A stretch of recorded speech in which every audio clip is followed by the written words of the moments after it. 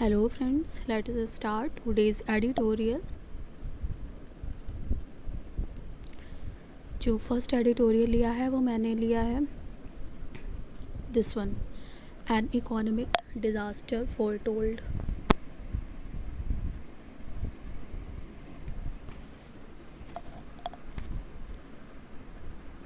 The reported contraction of the economy is likely an underestimate for reasons of omission and commission. According to data released by Ministry of Statistics and Program Implementation (MOSPI) of the Government of India on August 31, 2020, real quarterly GDP contracted by whopping means very large 23.9%. ये हमको सबको पता है. अप्रैल जून quarter की जो and April जून 2020 के बीच में जो जीडीपी आई है वो कॉन्ट्रैक्ट होने का प्रोजेक्शन है 23.9%, -23.9% है. This magnitude of real GDP decline is unprecedented, mean ऐसा कभी नहीं हुआ, अभूतपूर्व एक तरह से, जैसा पहले कभी नहीं हुआ. Since the country started publishing quarterly GDP estimates in 1996 से क्वार्टरली जीडीपी कंसिडर करना स्टार्ट हुआ है, तब से ये फर्स्ट टाइम है जो इतना लो आया है. This is the economic disaster and no doubt, इसमें कोई डाउट नहीं है कि economic disaster, but is a bigger one in the offing. लेकिन ये इस टाइम बहुत बड़ा है. According to the organisation for economic cooperation and development OECD, India's real GDP contraction between April to June 2019 and June 2020 has been the largest among 13 large economies. ये contraction 13 large economies में सबसे ज़्यादा है of the world. ये 13 large economy जो world की हैं उसमें सबसे ज़्यादा ये रहा है contraction. China is only country which saw positive growth. China ही सिर्फ है जिसने पॉजिटिव ग्रोथ देखा है 3.2% का in this period. And however even that reported contraction of the Indian economy in all likelihood is an underestimate for reasons of omission of statistical information. जो statistical information को omit किया गया है उसके reason को under estimate करने का ये नतीजा है एक तरह से. इसमें भी यही पता चला था कि ये एक तरह से कॉन्ट्रैक्शन इसमें आएगा. Commission of policies of insidious intent, एक तरह से जो प्रोसीडिंग चला था. इंसाइडियस मीन्स एक तरह से ऐसी चीज़ जो बहुत ही धीमे धीमे हो रही है लेकिन इसके बहुत ही ज़्यादा हार्मफुल इफ़ेक्ट्स होंगे, ऐसा इसका एक तरह से इंटेंट था इन पॉलिसीज़ का. कमीशन था उसकी पॉलिसीज़ का ऐसा इंसीडियस इंटेंट था. इंसीडियस इंटेंट मीन्स ऐसी कोई काम करने का ऐसा तरीका बहुत धीमे धीमे करना लेकिन अल्टीमेटली उसके बहुत ही हार्मफुल इफ़ेक्ट्स होते हैं, उसको हम कहते हैं Insidious. And under estimated disaster, ऐसा डिज़ास्टर जिसको अंडर एस्टिमेट किया गया. The unorganized sector forms a significant part of the Indian economy. Indian economy में अनऑर्गेनाइज सेक्टर बहुत ज़्यादा सिग्निफिकेंट पार्ट प्ले करता है. According to the some estimates it accounts for, ये 45% है, आउटपुट का 45% है अप्रॉक्सीमेटली. एंड 93% ऑफ एम्प्लॉयमेंट का 93% है वर्किंग पॉपुलेशन का. While data collection methods have undoubtedly improved, data collection methods कोई शक नहीं है कि वो इम्प्रूव हुए हैं ओवर टाइम.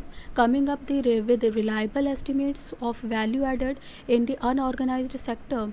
अनऑर्गेनाइज सेक्टर में जो भी रिलायबल एस्टिमेट्स आए हैं वो बहुत ही चैलेंजिंग हैं. Typically government statistician combine information, जो गवर्नमेंट स्टैटिस्टिशियन उन्होंने इन्फॉर्मेशन को कंबाइन किया है अबाउट वैल्यू एडेड पर वर्कर जो वैल्यू एडेड है पर वर्कर फ्रॉम एंटरप्राइज सर्वे से जो वैल्यू एडेड पर वर्कर जो उन्हें मिला है उसको उन्होंने कंबाइन किया with information about employment from unemployment service से जो एम्प्लॉयमेंट के बारे में इंफॉर्मेशन मिली है उसके साथ उन्होंने कंबाइन किया है वैल्यू एडेड पर वर्कर जो एंटरप्राइज सर्विस से मिला है उन्हें. और these सर्वेस ये किस लिए कंबाइन किया, to generate estimates of output in the unorganised sector में जो आउटपुट है जनरेट करने के लिए, उसके एस्टिमेट्स को जनरेट करने के लिए, स्टैटिस्टिक्स रिप्रेजेंट करने के लिए। This methodology is applied in benchmark years in which enterprise and employment surveys are conducted. Enterprise surveys और एम्प्लॉयमेंट सर्वेज जिन ईयर्स में कंडक्ट किए जाते हैं उसमें ये मेथडोलॉजी को अप्लाई किया गया है।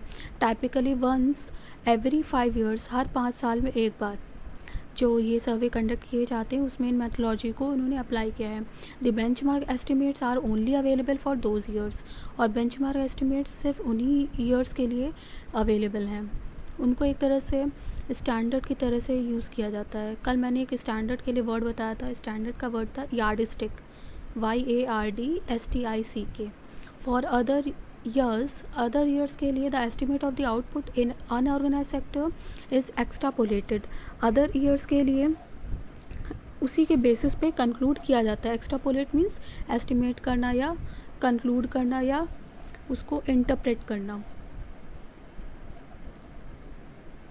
Estimates and using information about other indicators like index of industrial production IIP, the wholesale price index WPI and tax collection, इन सब के इंफॉर्मेशन को यूज़ करके एस्टिमेट अदर ईयर्स के भी कंक्लूड किए जाते हैं। एक्सट्रापोलेट मीन्स कंक्लूड करना। By its very nature such a methodology generates doubtful estimates। बिल्कुल ये एक तरह से doubtful estimates जनरेट होंगे ही होंगे for नॉन बेंचमार्क ईयर्स। जो बेंचमार्क ईयर्स जो पर्टिकुलर ईयर से हम बेंचमार्क सेट करते हैं और जो नॉन बेंचमार्क ईयर्स हैं उनके लिए एक तरह से डाउटफुल एस्टिमेट्स ही जनरेट होगा। Even in the best of times, अगर हम अच्छे से अच्छे मेथड्स अप्लाई कर लें उस केस में भी। They have become misleadingly unreliable due to the sudden shock of the lockdown imposed by the central government। ये लॉकडाउन की वजह से जो कि किया गया था पैंडमिक से डील करने की वजह के लिए।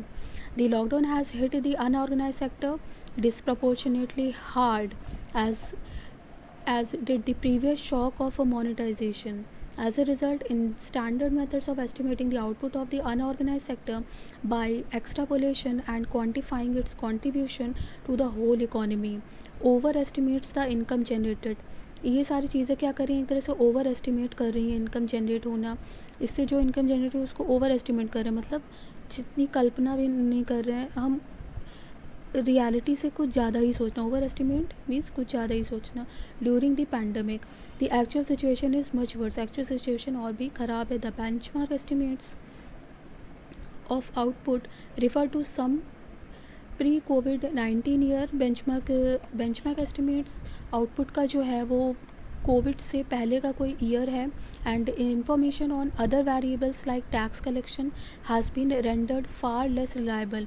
ये सारी चीज़ें इस पीरियड के लिए जो कि प्री कोविड के ईयर की एस्टिमेट्स को बेंचमार्क की तरह यूज़ करना इस कोविड पीरियड के लिए एक तरह से लेस रिलायबल रह जाता है। रेंडर में रह जाना। We are told that employment in last quarter has increased somewhat. Employment last quarter में इंक्रीज़ हुआ है, but these are mostly self employed persons. वो सेल्फ एम्प्लॉयड पर्सनस ही हैं who have now return to the market place, जो कि market में अब आए हैं, फिर से रिटर्न किए हैं, but earn far less because customers purchasing power has significantly decline. Purchasing power, पैसा नहीं है किसी के पास तो ये एक तरह से परचेजिंग पावर डिक्लाइन हो गया, और इस वजह से वो जो रिटर्न किए हैं सेल्फ एम्प्लॉयड पर्सन जो रिटर्न किए हैं मार्केट में वो बहुत ही कम अर्निंग कर पा रहे हैं। While they can technically be counted as being employed, उनको टेक्निकली एम्प्लॉयड कहा जाएगा in terms of working time. क्योंकि वर्क तो वो पूरा कर रहे हैं लेकिन उतनी अर्निंग नहीं हो। They can only be considered grossly under employed, एक तरह से उनको ग्रॉसली अंडर एम्प्लॉयड कहा जाएगा in terms of income earned. And this gap between employment and earnings is likely to grow without injection of massive purchasing power by the government directly into the unorganized sectors। And this gap between employment और earning के बीच में जो gap है ये बढ़ने ही वाला है जब तक कि without injection of massive purchasing power, जब तक कि मैसिव परचेजिंग पावर को इंजेक्ट ना किया जाए, मतलब जब तक मनी जो है वो मार्केट में ना आए। लिक्विडिटी फ्लो ना बढ़े by government directly into the unorganised sector में, जब तक लिक्विडिटी फ्लो नहीं बढ़ेगा तब तक ये गैप कम होने वाला नहीं है. Can agriculture help? The sectoral pattern of the real GDP decline provides important information. Real GDP में जो पर हर सेक्टर का पैटर्न में डिक्लाइन एक तरह से बहुत इंपॉर्टेंट इन्फॉर्मेशन प्रोवाइड करता है. द 3 सेक्टर्स विच कॉन्ट्रैक्टेड, जो कॉन्ट्रैक्ट हुए हैं 3 sector, most were construction at 50.3%, trade, hotels, transport, communication and services related to broadcasting, ये कॉन्ट्रैक्ट हुए हैं 47%. एंड मैन्युफैक्चरिंग सेक्टर कॉन्ट्रैक्ट हुआ है by 39.3%. Large parts of the first two fall in the unorganized sector, underlining means किसी चीज़ को importance देते हुए how the lockdown has disproportionately hit the non agricultural unorganised sector. जो agriculture के अलावा जो बाकी अनऑर्गेनाइज सेक्टर उनको किस तरह से हिट किया है, ये डेटा देख के हमें पता चलता है. The only sector which did not contract was agriculture. जब एग्रीकल्चर ही था जो कॉन्ट्रैक्ट नहीं हुआ, and that was because of a good monsoon year. It grew between April to June 2019 and April to June 2020 at 3.4% से agriculture sector improve हुआ है. However, in the present circumstances, agriculture growth will not help. लेकिन ये present circumstances में help करने वाला नहीं है. इन इकोनॉमिक रिकवरी में कुछ ज़्यादा खास मददगार नहीं साबित होगा. Agriculture output has risen, output agriculture का सेक्टर का बढ़ा है, but agriculture income will not rise correspondingly due to the same lack of purchasing power. Purchasing power की कमी की वजह से जो एग्रीकल्चर इनकम है वो राइज नहीं कर रही है. In the unorganised sector for buying agriculture projects को ख़रीदने के लिए हमारे पास लैक ऑफ परचेजिंग पावर है, इस वजह से यहाँ पे भी इनकम इम्प्रूव नहीं हो रही है. We are likely to face again perhaps on an bigger scale, हमें और बड़े स्केल पे भी ये फेस करना पड़ सकता है. ये disgusting situation, obscene situation means disgusting, very offensive situation face करनी पड़ सकती है. Of food grains piling up while millions तो गो हंग्री. फूड ग्रेन्स तो हमारे पास गोदाम में पड़े हुए हैं, बोरियों पे बोरियां पड़ी हुई हैं, लेकिन मिलियंस क्या हैं, बहुत सारे करोड़ों लोग भूखे ही रह जा रहे हैं. Still bleaker future. Bleaker means एक तरह से मिजरेबल, बहुत ही बुरी हालत का फ्यूचर में देखने को मिल रहा है. India's economic woes did not start with the pandemic के साथ ये स्टार्ट नहीं हुआ था. Its economy has been showing down for the last couple of years. पिछले कुछ सालों से ये देखने को मिल रहा है slow down. The year on year change in real GDP for the economy shows that the growth rate of quarterly real GDP has been slowing down at least since the fourth quarter of 2017 के fourth quarter से कम हमें ये slow down देखने को मिला है. Quarterly real GDP में slow down देखने को मिला है, डिक्लाइनिंग फ्रॉम 7.6% क्वार्टर 4 2017 के क्वार्टर 4 में 7.6% था, जो कि 2020 के क्वार्टर 1 में 3.3% ये जीडीपी ग्रोथ देखने को मिली है quarterly. Ill conceived measures means ऐसे मेजर्स जिनको गलत समझा गया है. Ill conceived measures of the central government have harmed the economy. In November 2016, demonetization provided the first negative shock. First shock था demonetization 2016 में, second था in the form of goods and service tax GST July 2017 में, came even before the economy had time to recover from the first shock. उसको recovery से पहले ही जुलाई 2017 में GST ला दिया गया. All this played out on the canvas of an economy where financial fragility means बहुत नाजुक होना. Financial fragility was increasing due to the unaddressed problems in the banking sector की जो प्रॉब्लम्स थे उनको एड्रेस नहीं किया प्रॉपरली. इस वजह से ये जो इकोनॉमी में फ्रेजाइलिटी थी, फिनेंशियल फ्रेजाइलिटी, वो इंक्रीज़ हुई. Increasing financial fragility coupled with financial fragility increase होना और नेगेटिव पॉलिसी होना, इन दोनों ने मिल के शॉक क्रिएट किया है. Halted the trajectory of rising growth. Rise growth जो इम्प्रूव हो रही थी उसकी ट्रैजेक्टरी पे हॉल्ट किया है, एक तरह से रोका है. And the lockdown has sent the patient who was already ailing into a coma. जो ऑलरेडी एलिंग मीन्स बीमार होना, जो ऑलरेडी जिनकी हेल्थ पुअर थी, एक तरह से उसको ये एक तरह से taunt, this is basically taunt on the government कि एक तरह से पहले ही बुरी हालत थी और उसको, जिसकी हालत पहले बुरी थी उसको कोमा में भेज दिया, एक तरह से कोमा में चले गए वो. Can the economy recover in the foreseeable future. आगे फ्यूचर क्या हो सकता है? In theory yes, but in practical terms no. The reason the government is not interested in averting an economic crisis for the poor के लिए government interested नहीं है. It is interested in ensuring that the handful of its industrialist friends do well irrespective of the state of the economy. कुछ लोग ही यहाँ पे improve कर रहे हैं, कुछ ही इंडस्ट्रियलिस्ट हैं जो बहुत ज़्यादा अच्छा कर रहे हैं अपने काम में.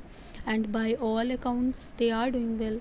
Mukesh Ambani who has now become the fourth richest person, जो रिसेंटली फोर्थ रिचेस्ट पर्सन बन चुके हैं, is only growing richer day by day. And Adani too is progressing at a highly satisfactory rate, monopolizing airport development. उन्होंने recently Maharashtra का Mumbai international airport में उन्होंने अपना 75% उनका हो चुका है पार्टनरशिप. दिस रोज़ी पिक्चर मीन्स कोई चीज़ बहुत सुनने में बहुत अच्छा लगना. दिस रोज़ी picture should not be spoiled by the irrelevant facts like 23.9% contraction of the real economy. ये एक तरह से रोज़ी पिक्चर जो जनरेट की जा रही है वो रिस्पॉइल नहीं होनी चाहिए इन रिलेवेंट फैक्ट्स से, जो कि 23.9% कॉन्ट्रैक्शन हुआ है इकोनॉमी में. And of course more of this same is likely to come. ऐसा ही बहुत कुछ आगे भी आने वाला है. Not to transform but to strengthen this reality. बदलने के लिए नहीं बल्कि ये इस रियलिटी को और मजबूत करने के लिए कि इकोनॉमी बहुत अच्छी नहीं चल रही. The government has just declared in parliament that it can not pay compensation to the families of those migrant workers who died because it does not have the relevant data. क्योंकि government के पास relevant data नहीं है, तो recently parliament में government ने declare किया है कि वो उन फैमिलीज़ जो माइग्रेंट वर्कर्स की डेथ हुई है इस लॉकडाउन पीरियड में उनको कॉम्पनसेशन पे नहीं कर सकते हैं बिकॉज उनके पास रेलेवेंट डेटा नहीं है. Isn't a bigger crisis in the offing. क्या ये अपने आप में एक बहुत बड़ा क्राइसिस नहीं है? Okay, so this article is completed. Now I am going to my second article. This is this ill-advised move by seeking contempt action for a innocuous comment. High Court judge set off controversy. Given the embarrassment and adverse publicity suffered by Supreme Court because of its verdict holding advocate Prashant Bhushan guilty of contempt for a couple of tweets, one would have thought the superior judiciary would avoid wading into needless controversies by invoking its contempt jurisdiction. Contempt means to feel that person is worthless. Innocuous, not harmful or offensive. Innocuous means कोई चीज़ not harmful. Avoid wading into the needless controversies by invoking its contempt jurisdiction. However, Justice S.M. Subramaniam of the Madras High Court seems to believe that anyone criticizing judges would be dealt with by the threat of the contempt. So, wading means to intervene, किसी चीज़ में intervene करना. तो यहाँ पे क्या कहा जा रहा है? Given the embarrassment and adverse publicity, जो कि सुप्रीम कोर्ट के द्वारा सफ़र किया गया है. Embarrassment because of its verdict holding. ऐसा वर्डिक्ट जो सुप्रीम कोर्ट ने रिसेंटली दिया है जिसमें एडवोकेट प्रशांत भूषण को गिल्टी पाया गया है. Contempt of a couple of tweets, जिसमें उन्होंने फिजूल के एक तरह से बहुत सारे ट्वीट्स किए. One would have through thought the superior judiciary would avoid wading into the. Judiciary जो है वो एक तरह से अवॉइड करेगी इंटरवीन करना अवॉइड करेगी into needless controversies bye invoking it's contempt jurisdiction. जो इसका जुरिस्डिक्शन है वो एक तरह से उसमें कॉन्ट्रोवर्सीज में ये इन फिजूल की कंट्रोवर्सीज में इंटरफेयर नहीं करेगी. However justice S.M. Subramaniam of the Madras High Court seems to believe that anyone criticizing judges should be dealt with by the threat of contempt.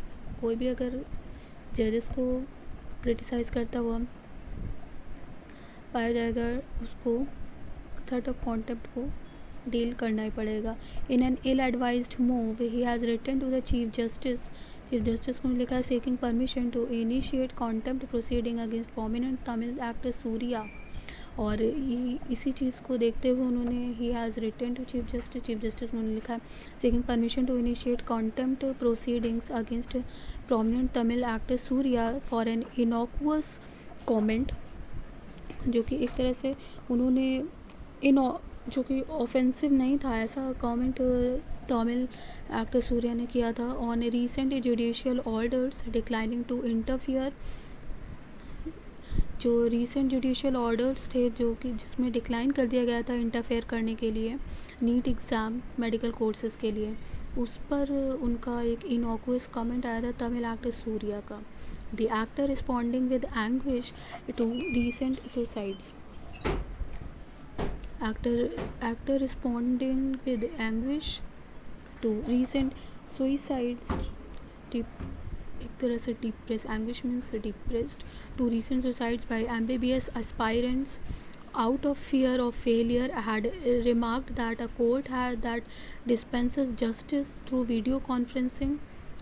Court जो कि जस्टिस दे रहा है वीडियो कॉन्फ्रेंसिंग के through out of fear of corona virus is ordering students to write an exam without fear. The judge claims that the actor had questioned the integrity and devotion of judges, that such a remark, if unpunished,